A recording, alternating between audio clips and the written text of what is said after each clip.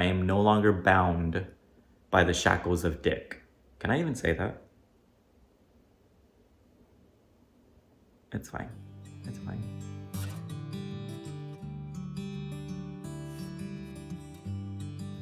And action.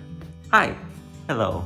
Welcome back to the channel. If you're new here, I'm Thien, and for the past year, I've been living full-time out of my 2018 Subaru Crosstrek. And today, I will be answering all of your burning questions. So a couple of weeks ago, I did a poll on Instagram to gauge interest to see if anybody would even want a Q&A video.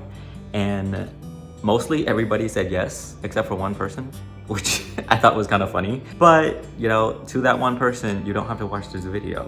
But I would like to thank everybody who sent in questions. We got a lot, and today's gonna be a good time. Let's start with some just general icebreakers, pretty easy questions. How are you feeling today? I'm fantastic. It is, I think, like 10 minutes past 1 p.m. and I've been procrastinating making this video all morning. But here I am. Where do you get your Speedos? Amazon. I'm frugal. They do their job and they look good. Here's a good one. Which situation is worse? Being crushed in a landslide or being stranded in a forest fire? I would say being stranded in a forest fire. Because I assume being crushed in a landslide, you're already dead. And if you're stranded, means you're not necessarily dead yet. And being burned alive is not something I want to experience. Knock on wood. There's no wood, but knock on wood. Next part is road life questions. What is the weirdest thing you have had to adapt to while being on the road all the time? Shitting in a hole. I'm not sure if I'm allowed to say shitting. Pooping in a hole. You all know I don't have a bathroom inside my vehicle. It's a little too small for that. And it's something, thankfully, I haven't had to do a whole lot, but I have done it. And let me tell you, nothing kills the romanticizing of van life or road life like digging a hole in the middle of the night to poop in because you ate something bad. Ask me how I know. Moving on, the most challenging part about living on the road. I would say, and this is just my thing, cooking in front of people in a random parking lot. Now, I'm not talking about like campsites or BLM lands or national forest lands. Cooking in those places are definitely acceptable, but when you're in like the back of a Walmart parking lot or a rest stop or any of those places where there are a bunch of people around, that's challenging for me. I always feel weirded out. I always feel like they're staring at me. And when I'm in those areas, I don't want to be perceived. I want to be invisible. And I can't really be invisible when I have to bust out my table, a stove, and prep all my ingredients in the back of my car. Like that's, I don't think I'm ever gonna get used to that at all. Hi. Anxiety. Next up, where's your winter hibernation location going to be this year? Definitely the Southwest. Mild temperatures. It's gonna be sunny, hopefully, this year, and it won't be that cold either. But I'm planning on being in Arizona, obviously. Might also be in like the San Diego area, just because the weather's nice and I won't be freezing my ass off. I might do some snow camping just because I think it would make a great video. Me suffering because I don't like the cold, but we'll see.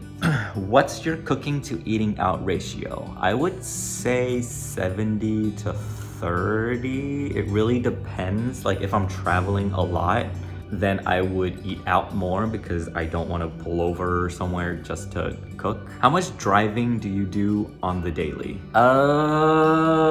It really just depends. When I first started this, or when I first got on the road, I told myself, travel slowly, don't rush. And I think I've been pretty good about that. Now, I don't think I do more driving than if I were to live in an apartment. My commute is usually just to go to the gym, and sometimes the gym is 20-30 minutes away, and other times it's 5 minutes. But when I'm in an area, I tend to like to stay there for like 2 weeks, 3 weeks at a time, just so I can, one, stay on top of my fitness, and two, take my time seeing the area. And then on the other hand, if I want to go somewhere pretty far, then I would just drive however long it takes for me to get there and not take breaks. Like when I drove cross country for my friend's wedding, I took 3 to 4 days. I was driving like 6 to 8 hours per day just so I can get to the East Coast quickly. So it kind of just depends on what I have planned 4.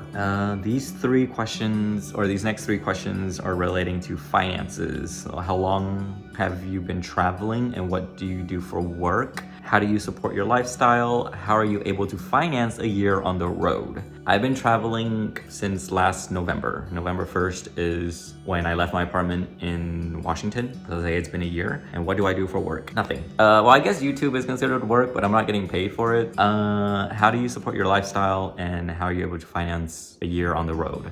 OnlyFans. I'm just kidding. I don't have an OnlyFans.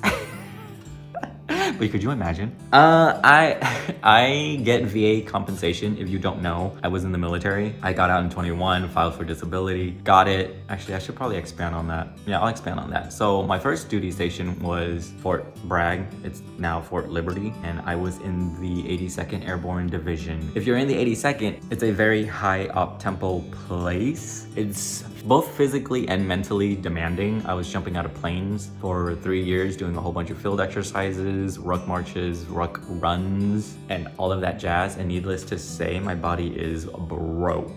For example, when I first got to Bragg, I think I was only about 3 months in, and we had to do a half marathon with no training.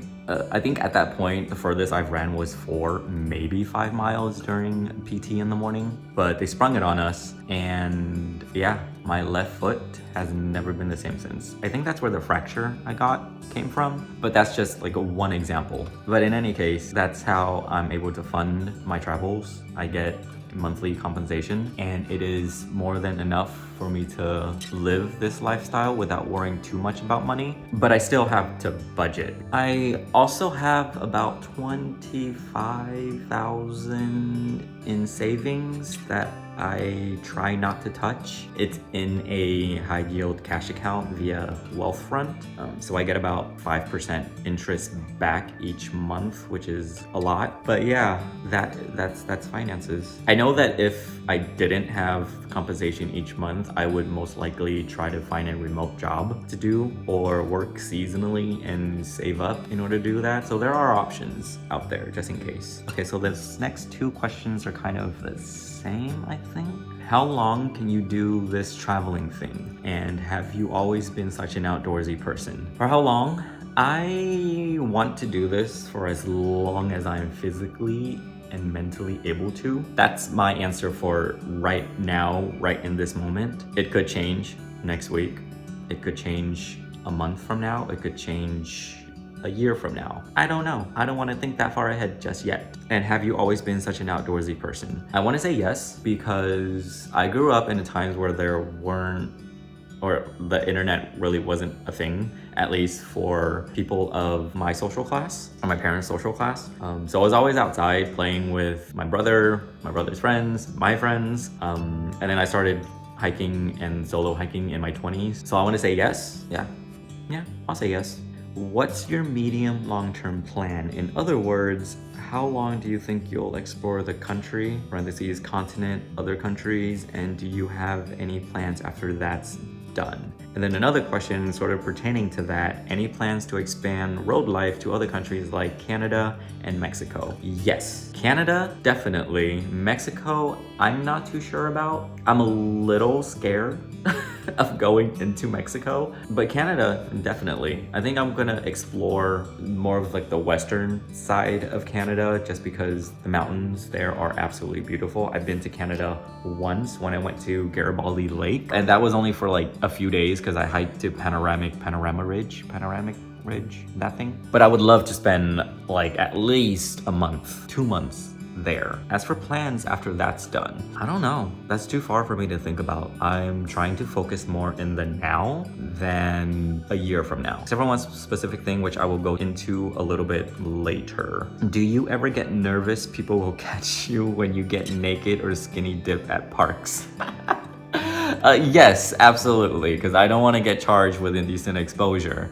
But over the years, I think I've gotten pretty good at predicting when people are gonna come. Most of the time, like, I rely on my ears a whole lot. Generally, people don't hike solo so you can hear people talking or footsteps before you can actually see them. So before I strip down and dive into a lake or something, I listen very intently. And if I don't hear anything for like a good minute or two, I would say I'm good. But yeah, I think it's become sort of like a sixth sense to me now. I was caught once though, like way back before I started Roadlife, like years ago when I first started taking naked pictures of myself in the outdoors. Yeah, I was caught once. I think it was a couple backpacking. I'm not sure if they actually saw me, but I definitely saw them. So yeah, it's a skill. What has been your favorite park to visit so far, and which one are you most excited to see in the future? And I'm also gonna combine it with what's something you're really looking forward to. Favorite park visited so far? It's so hard. I have a top 3, if you'll take that. North Cascades National Park, Glacier, and Grand Teton National Park. Those are probably my top 3. They're all amazing mountain ranges and they are like absolutely beautiful. And which one am I most excited to see in the future? And what's something you're really looking forward to? Alaska. I'm planning on going to Alaska next summer. That's pretty much it. That's all I got planned so far. Like I'm going to be in Alaska next summer. There's a few national parks there that I want to check out. And that is, yeah, I'm really excited for that. Which mountain is your favorite in each of the following categories? Geological mountains and men.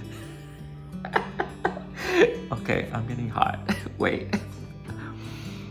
Geological, kind of touch base on this a little bit. I'm gonna say the Tetons, definitely the Tetons. I think when I first drove through the Tetons, I was like completely mesmerized. I was like, this is not real. This cannot be real. It's a hologram. That's how beautiful it was the first time I saw it. As for men, you know, I don't know. I'm going to assume that you mean like celebrities, and I don't really follow a whole lot of celebrities on social media. I think there's one that I follow, aside from like drag queens. Rafael Silva, he plays Carlos Reyes on the show Lone Star 911. Perfection of a man, let's just say that. Okay, here are some stuff regarding to like safety stuff, I guess you can categorize it as that. Have you ever felt a creepy vibe from a haunted place you were camping at? Yes and no. I was in the Olympic Peninsula back in like 2021 during my whole little 3-month road trip thing, and I was camping in an old forest road, just like pull off to the side. It was fine for the most part, and then when I woke up in the morning, I found what looked like handprints on like the outside of my driver's side window, and that kind of sketched me out a little bit. But I mean, like nothing happened overnight. Like I slept completely soundly. But that was a little weird for my taste. Okay, have you ever had any moments where you came across sketchy people that gave you Ted Bundy vibes when you were setting up for the night? And then have you ever felt unsafe, and where? So I have 2 instances. One is kind of funny, the other one not. One where I was in the Superstitions. There was another couple, I think, who lived in their truck camper or something like that. But I think they also lived and worked in the area. But one day, they were having sort of a screaming match at each other. So they came back to the campsite or where they were camping, and they started screaming at each other, and I overheard her say or scream, "You cheated on me with her!" And I was just like, needless to say, I like completely stopped whatever I was doing and started listening and eavesdrop, just because who wouldn't at that point? Anyways, they were screaming. I couldn't really hear what else they were screaming about, but then he drove off and left her there. And mind you, we were sort of in the middle of nowhere. Like you can walk to a town, but doing that would take like at least an hour. And then she came down the path where I was camping. She didn't stop at my car to like ask for help or whatever. So she kept going. I don't know where she went. And then he came back and started screaming her name. And then that was it. I don't know what happened. I don't know if he found her, but then I never saw them again. So there's that. The other time where I actually felt unsafe was also in Arizona. I was at a campsite about an hour west-ish of Phoenix, and I was at my campsite. It was like during the middle of the day, and this guy on his ATV rolled up to my campsite and then made a comment about me living in my car. And I just wanted to be friendly. I was like, yeah, sure. How are you doing, sir? And nothing. Y'all, he did not say anything. He just stared at me and then looked around in my car for like a solid 5 minutes without saying anything. Like a minute goes by and I asked him, was like, is there anything I can help you with? And he just said nothing. Another minute of silence goes by. I go, sir, is there anything I can help you with? And again, just nothing. And then all of a sudden he drove around to the front of my car. So I rolled over in bed because I can still see him and looked at me a little bit more, and then he drove off. And I was like, okay. Needless to say, I packed up and I left because I was not gonna become a, what is it, a 2020 special or missing persons, murdered, whatever in the desert in Arizona. That wasn't gonna happen. Other than that, I've been fine. Like random people have honked at me on the side of the road. That's pretty much it. Next up are the spicy questions. And something easy first. Are you a top or both? Neither. I'm a side. If you don't know what a side is, it is folks who don't like that act. Everything else up until that is fair game. I enjoy. Do you have any exes? Yes, 2. I think one of them watches this, at least the beginning. So Gerald, if you're watching, hi, I hope you're doing well. And that was in my early 20s, so it's been 16 years since I've been in a relationship. There's a lot to unpack there, and I'm not gonna unpack all that today. 16 years, holy shit. Okay, are you looking to date someone right now? No. Am I completely closed off from it or from dating? No, not necessarily, but I'm not actively looking to date, if you know what I mean. Like I'm never in an area longer than 2 to 3 weeks, sometimes 4. So that short of a time span is not long enough to establish any sort of emotional connection with somebody. So I just keep to myself, not on any of the dating apps except for Grindr, and I'm pretty much only on Grindr to like promote my YouTube. That's pretty much it. Which leads into the next questions, the 2 questions. What happens if and when you fall in love? Would you be ready to settle? If you're into long-term monogamous relationships, would you settle down and stop living on the road with a partner? Or would you want a partner who would keep living that lifestyle with you?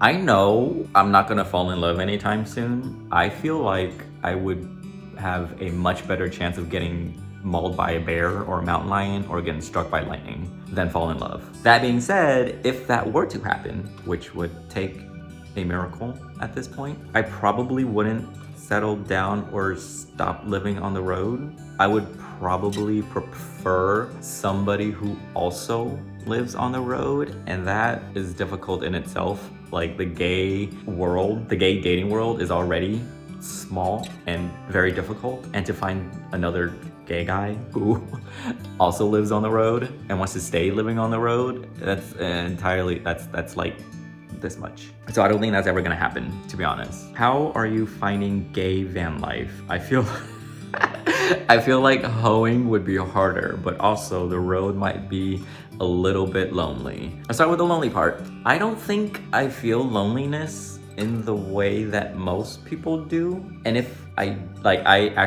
saw this question, I actually Googled what feeling lonely feels like, and none of it really applies to me. I love being alone. I don't think I want to give up my personal freedom or compromise. I think I would say compromise is better. Compromise my personal freedom for somebody else, unless that person is like the perfect person for me. Hoeing would, I guess, be harder, but I don't think it's gonna be any much harder than if you were to live in an apartment. But I'm gonna get into that a little bit more next. But the other question is, how are you finding gay van life? I think I'm going to break this into 2 parts, one of which being safety. I'm not visibly queer until I open my mouth. Like, I'm not delusional. I do have the gay voice, or at least like a little bit of it. Mannerisms are also kind of homosexual, but I'm not gonna get hate crime in a small town. But I don't want to risk it, so I tend to just keep to myself. And I also have a RBF, so people are less likely to approach me unless I'm like out there smiling. And then the other part, I think the other part is getting into like the dating and the hoeing part. So we're gonna go on to the next question. Do you ever invite guys to sleep in your car and tent with you?